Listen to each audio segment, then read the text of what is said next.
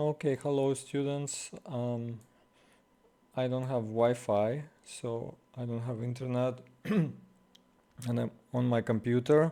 It's 2:37 on the 8th of October.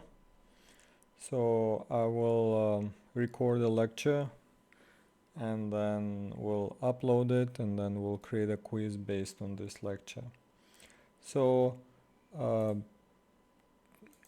okay, I'm using primitive stuff. Um, International. Okay, let me increase. This is the topic of today's lesson.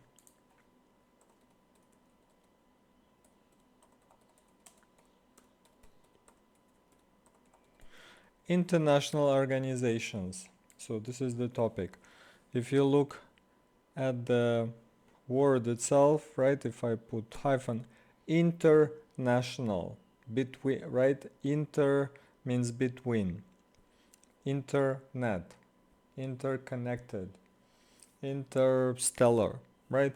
Inter means between, and national we already studied with you, right? Nation, state, country, these are all synonyms.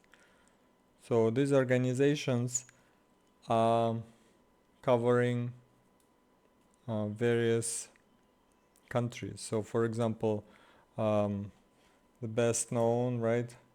United Nations. Okay, they have headquarters in New York and also in Switzerland, but it doesn't belong to US. It doesn't belong to Switzerland. It belongs to everyone. Every country who is a member of the United Nations, they pay some kind of membership fee, and this is how it functions. And employees at UN are coming from various countries. And so this organization represents all the countries at the same time. And the goal of this organization is to prevent war and promote peace, right? And it was established, if I remember correctly, in 1948. So anyway, after the Second World War, countries didn't want the repetition of the tragedy of the war, and the previous organization, League of Nations, has failed to prevent the war, so United Nations has been established. And then it represents all the countries at the same time. But United Nations is the umbrella organization, and under that there's many others. So for example, inside UN there's UNESCO. It's about cultural heritage, right? Deals with culture. Then we cover the International Court of Justice, and then International Criminal Court, right? So these are again international organizations. And then there would be like a postal organization about post, organization about communications, all under the umbrella of UN. A big part of UN is a Security Council. So there's 5 permanent members: Russia, China, US, France, Britain. Nuclear nuclear states with nuclear weapons. So these are permanent, and then some others join and then leave. So this is the highest body there. And why are they permanent? Because they took part in the establishment of the United Nations, and they have the veto power. So if anyone proposes anything, let's say US proposes something, Russia or China can veto it. Means they can decline that proposal. So this is United Nations, and again, international organization. And then also you WHO, right? World Health Organization. So during COVID, World Health Organization, which has offices in every country, was basically telling national governments what to do, right? Even though in the previous lessons, uh, I told you that every nation is sovereign, right? And no one can tell anyone what to do. But then, because we are all part of some kind of an international community, we need to listen what others are saying. So, for example, all countries implemented lockdowns and restriction of travel during COVID. Even though some countries were hit harder than others, all countries agreed to stop the travel. So imagine, let's say, Thailand would say, no, we rely heavily on tourism, we don't close the country. And then other countries, couldn't push Thailand into doing that, but then they would ostracize Thailand, meaning they would criticize it, and then Thailand maybe would lose its reputation. So, and same applies to others. So every country restricted, even though when it comes to COVID, US had bigger problems than India, but India has more people and US has more money for medicine. So this is the situation with the United Nations. Again, international. And then also organization, right? We have different organizations. So for example, let's say university, right? I put university. We have a company,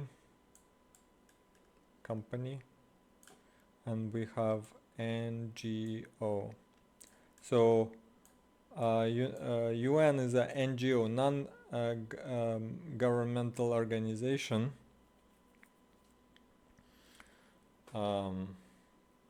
So they don't belong to government. They're non-profit, right? They don't look for profit. So again, we have, for example, Thai police. So this is they belong to government, right? Okay, so government. Chinese postal service belongs to government, but okay, I said it incorrectly. Then there's a non-governmental organization within the country, like Thai, let's say Red Cross. So they don't belong to the government, I think. Thai Society for Preservation of elephants. Again, they don't belong to the government. NGO, right? And then we have university, right? Some university belong to the government, some are private. So public, like Chiang Mai University belongs to the government, and private, payap, private, like it's a business. And corporations make money. They're there for money. Some companies care less about money, others care more. So for example, OpenAI, first they were saying, profit is not number one. Now they're saying profit is more important. Then, international organization, for example, International Committee of Red Cross, right? If there's a war, they come and help people. Okay. In Muslim countries, it's a Red Crescent. So if there's a war, this organization comes. And of course, they need money to run the activities. Okay, just a moment.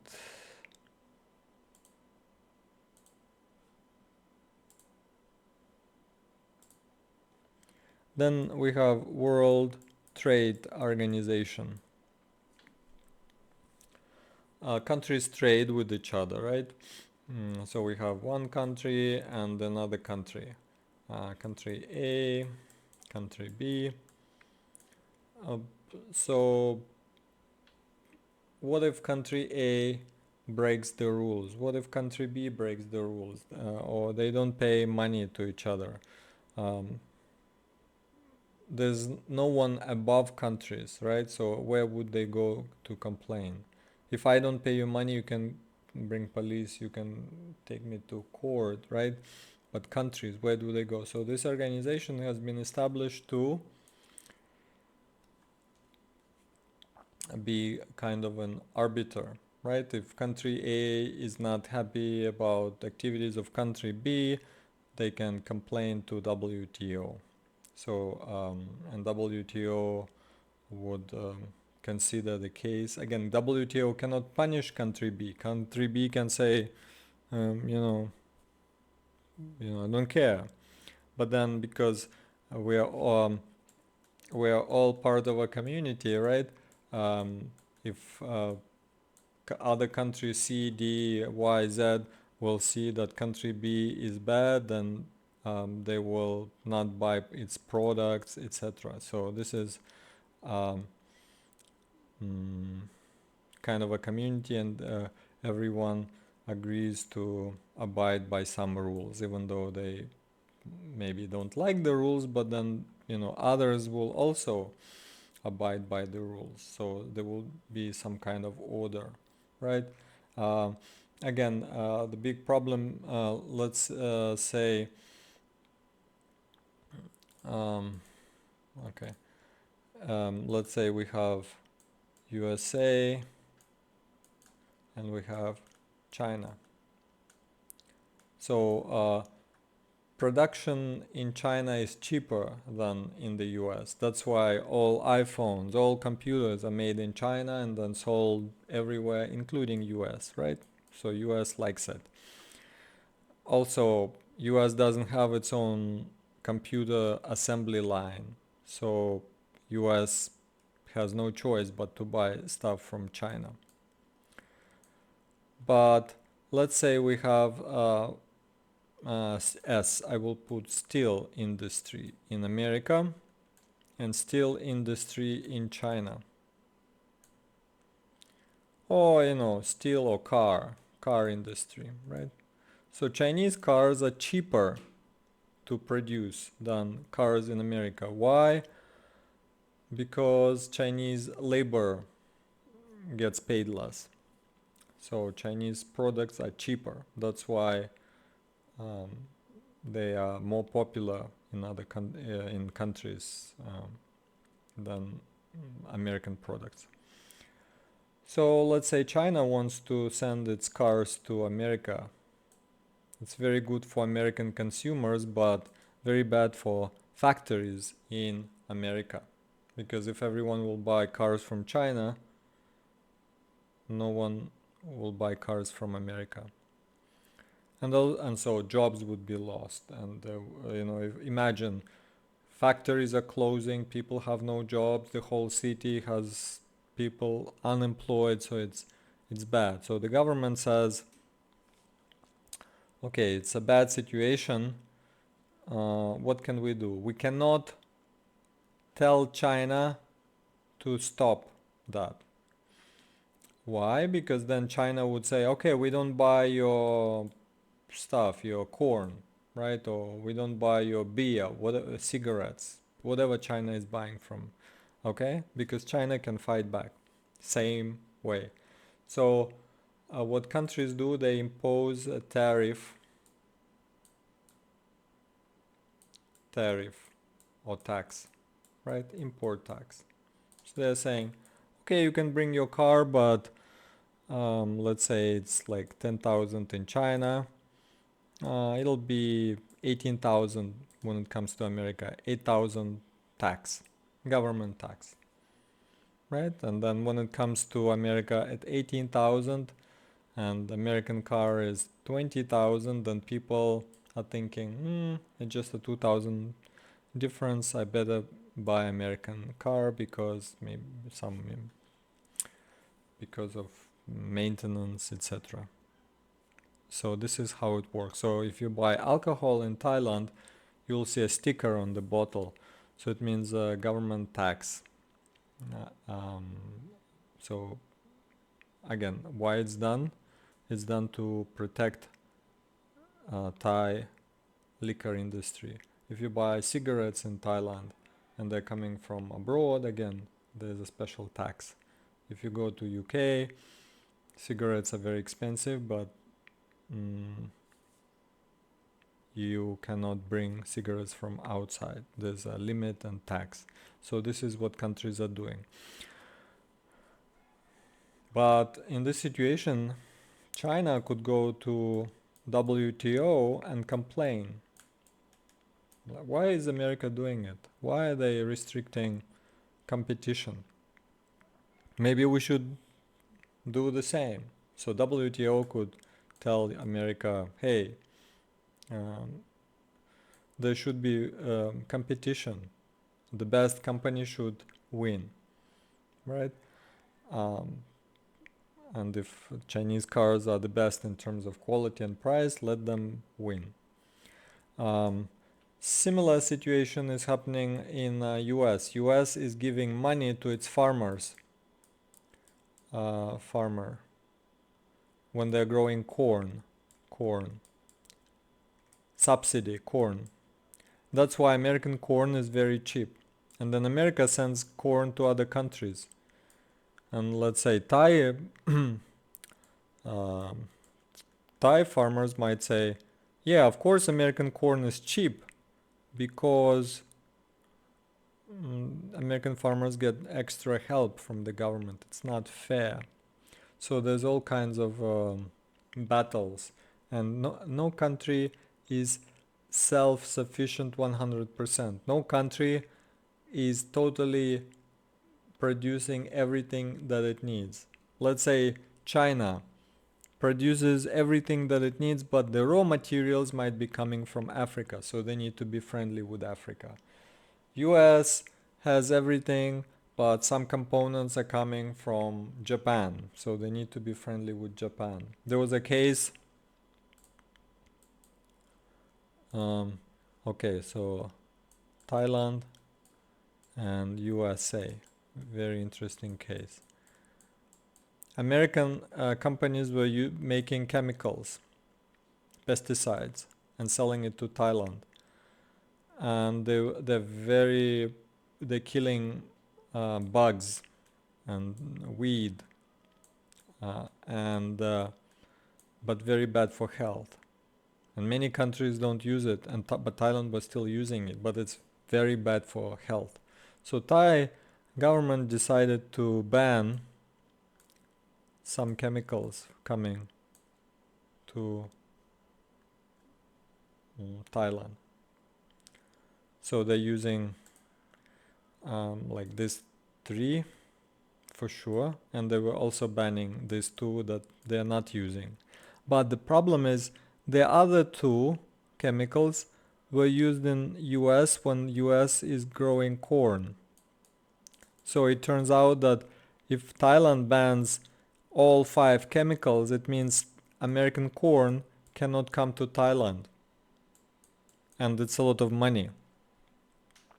So American farmers were in panic and they went to the government and said, this is unacceptable, we're losing money. So American government pushed Thai government to reconsider banning, and maybe they said, if you have this new law, then maybe we will not buy your shrimp, right? And Thai Government calculated, okay, if we cannot sell shrimp to US, how much money are we losing? $2 billion, for example. And what if we don't buy their corn? How much money? So they calculate everything, right? So there's negotiation. So you see, no country is independent because they're maybe importing, right, stuff. Maybe they're exporting stuff to another country. So they need to think. There's so many invisible connections in the world.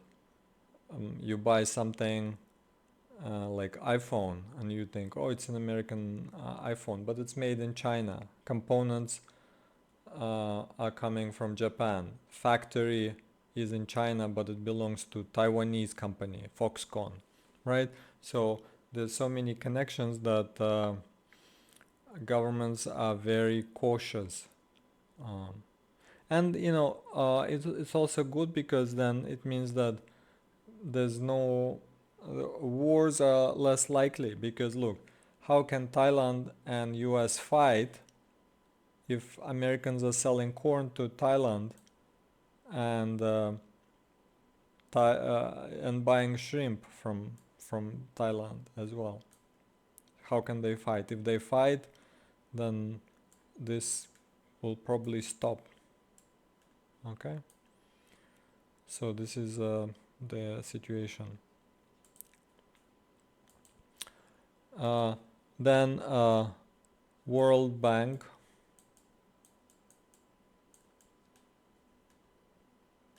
Okay, World Bank.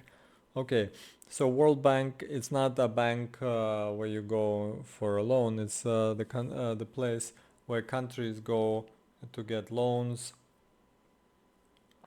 Uh, so, for example, um, countries have a budget, right? Budget. So in, out, right?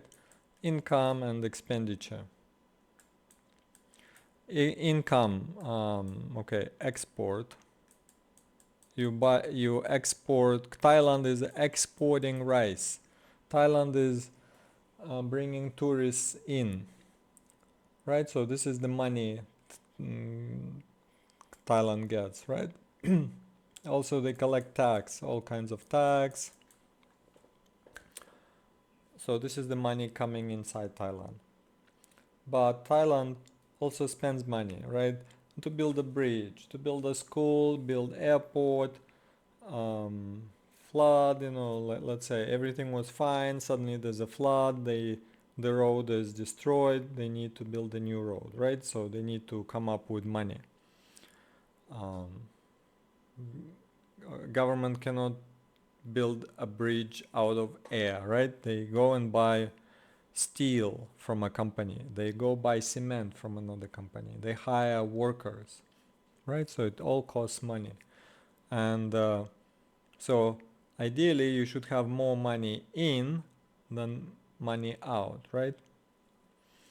So if you have more out than in, it means you have a deficit, right? How will you cover the deficit? You don't have money. So you can go and borrow from World Bank. But again, when you pay back,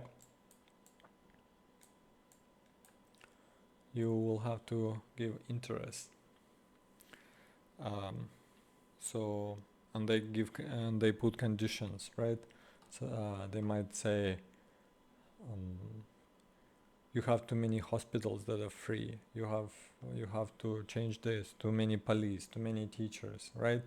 The conditions. So it's very dangerous to borrow much, because on one hand, okay, you're borrowing to build a road, but then how will you be able to pay back?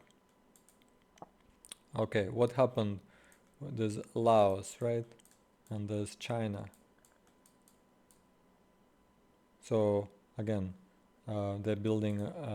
They have built a railroad through Laos, but Laos doesn't have money, really. So they borrowed from China a lot. And how will Laos pay back? By operating this road, it's not enough. So this is the problem. On one hand, it's great to build something, but on the other hand, even countries can go bankrupt, right? Countries can go bankrupt, and then the value of their money, of their currency, is down, right? Um, so let's say you have a salary, you can buy 50 kilograms of rice, for example, and suddenly next month you can only buy 10. It means the value of the currency is down because the country is not operating efficiently, country has a deficit, right? Inflation, right? This word.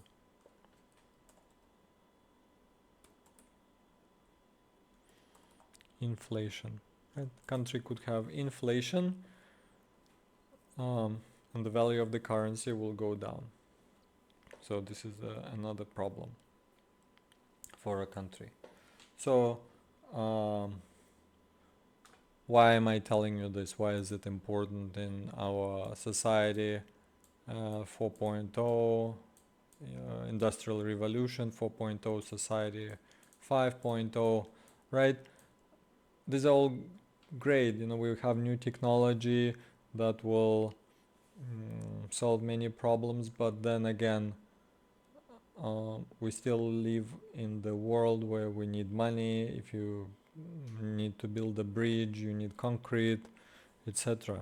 So now, like they're saying, AI will solve many problems, but AI works on what? Electricity.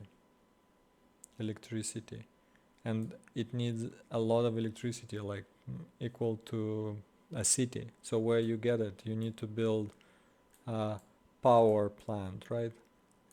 Power plant. You need to burn coal, oil, gas, or it's nuclear or solar.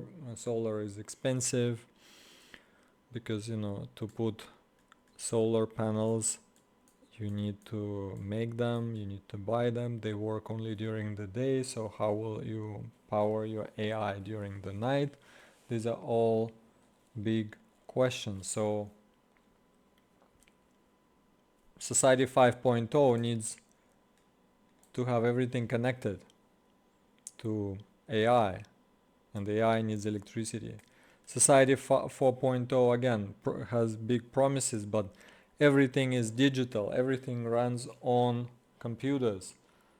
Imagine before, if people wanted to buy something, they would just take cash and go and buy it. Today, you use a QR code. To use the QR code, a computer has to be working non-stop, connected to the internet, right? And imagine if there's no internet. Like today, I wanted to teach you online, but there's no internet, so everything is stopping. So we need reliable internet. For that, we need a lot of electricity. So this is the question. And how can a country have electricity? Laos was producing a lot of electricity through dams, right? Because they have rivers. But it costs money to operate those dams. Today, they're saying every car will be self-driving, every car will have electricity, it will be electric car. Again, where will you charge them? Another thing is, if there's a flooding, it all stops, so we cannot switch entirely to electric stuff. Natural disasters still happen, even though we will have society 5.0 and industrial revolution 4.0, we still live in the physical world, right? We have tornadoes, flooding, earthquakes. We still live in the physical world, and we need not forget about it, because even though we're connected to the internet, it cannot prevent the flooding maybe. And also we cannot be just a second. There should always be, like, I don't know, plan B, right? Plan B. You cannot rely on technology 100%, only on one technology. Imagine if everything runs on a computer and suddenly there's no electricity, there's no internet. How will the society be able to continue? Yes, you might say Starlink from Elon Musk, but then again, it also needs technology that could stop working. So we cannot rely on 100%, because then if we rely on technology without plan B, then we could just destroy our civilization, right? And this is a dangerous thing. Imagine you live in a city, you live in this huge building, it's all great, you all have internet, many floors, and then suddenly something happens and there's no elevator, there's no water, there's no toilet, there's no electricity, and it's cold. So you could just die. So why? Because some technology is not working. So it's as dangerous. We should not forget about the dangers and have always some kind of a plan B how it would work, right? So many buildings, let's say, they could have their own generator, right? Runs on fuel, diesel, to produce electricity. For example, in New York, they say no more gas inside the building. Cooking, you cannot cook on gas, only electricity. But then again, what if electricity stops working? How will people survive, right? Think about this current disaster, right, in Thailand, in Chiang Mai. Many people are stuck inside their houses. There's no water, there's no electricity, there's no food, right? So we're still in the city, but we're trapped, and we cannot survive. Even though we have internet connection, our life is affected by this. So it should be like a reminder to always have plan B, not switch entirely to electric, not maybe switch entirely to digital currency, have some paper records just in case, because paper is maybe more difficult to destroy, and digital file can just disappear. So we need to have some kind of backup. So this is what I'm trying to tell you. Okay, just a second. Okay, so this is the 30-minute lecture, and then I will also attach some videos about Development Bank, World Trade Organization, World Bank, that explain things in more detail, because I don't have access to my notes. You see, it's wonderful to have everything in cloud form, but if there's no cloud, you lose access to everything. And I don't have paper books, everything is digital. So this is also a reminder to myself to have a plan B, so you can learn more how things work. Again, my message is Society 4.0, everything is digital and efficient, and Society 5.0, everything is connected to Internet of Things. It's all great in theory, but we should not forget that we live in the physical world where things could happen. And also, technology is a machine which can break. And if it breaks, it should not destroy our lives, right? Because if you rely too much on a machine, you put your whole life into, and then there's no backup, then what would happen? So finally, like, imagine, okay, we all fly on airplanes, right? It's all great, but this is a machine, and there are many parts that could break. So inside airplane, every system is has a double. So for example, let's say there's a wire coming here. Just in case this wire stops working, there's another wire. So they never rely on just one component. If suddenly one engine stops working, right? That's why we have a second engine, right? If everything stops working, then they the airplane still doesn't fall off the sky. There's some other method. What if all the electricity stops working? Then they have a thing that would stick out, and there's a propeller that would provide some electricity for the plane to function. What if there's no oxygen? Then the plane should go down. So they have all, many contingencies. Okay, contingency.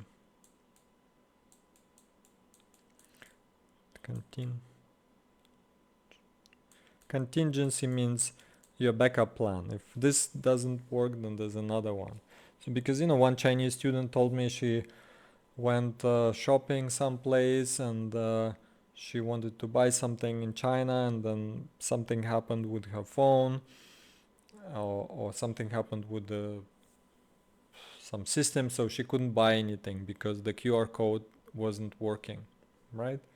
So okay, they can fix it. So, but what if they cannot fix and you don't have any cash, right? So this is why some experts are saying, yeah, it's okay, use digital, but still have some kind of backup plan, because what if your whole life depended on it, right? So inside airplane, our lives depend on these things. That's why they have every system has a double. If one thing's, and maybe triple, quadruple, several ways to prevent a tragedy. So same thing should be applied to digital stuff.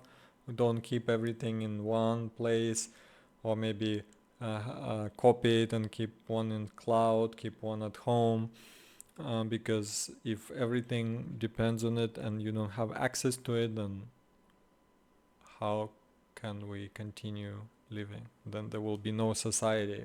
We will be destroyed, and animals will survive because animals don't rely on technology. They look at dogs. Dogs live the same way they lived 10,000 years ago. Yes, they get food from us, but they can survive in the wild. We cannot survive in the wild. We cannot survive without clothing, without heating, aircon, electricity, shower. Think, even hair. If you don't cut your hair or nails for a year, it's hard to survive. How will you cut your hair? But animals don't need that. So we need technology, but there has to be a contingency. Okay, thank you for attention. Please watch following videos, and then there's a quiz, and see you on Friday. Thank you.